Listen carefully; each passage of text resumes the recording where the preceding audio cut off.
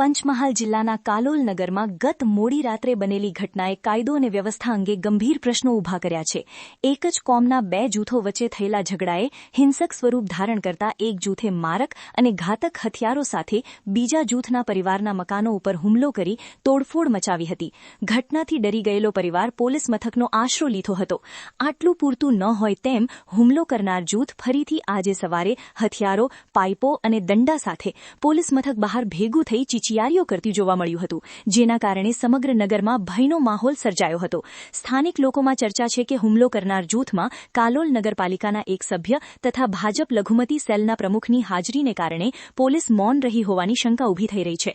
વધુમાં પીડિત પરિવારની હજુ સુધી સત્તાવાર ફરિયાદ પોલીસ દ્વારા નોંધવામાં આવી નથી, જ્યારે હુમલાખોરોના વીડિયો સામે આવ્યા હોવા છતાં પોલીસ દ્વારા કોઈ કાર્યવાહી કરવામાં આવી નથી. આ સમગ્ર બનાવને પગલે કાલોલ શહેર પોલીસની કામગીરી સામે અનેક પ્રશ્નો ઊભા થયા છે અને નાગરિકોમાં અસંતોષનો માહોલ વ્યાપ્યો છે.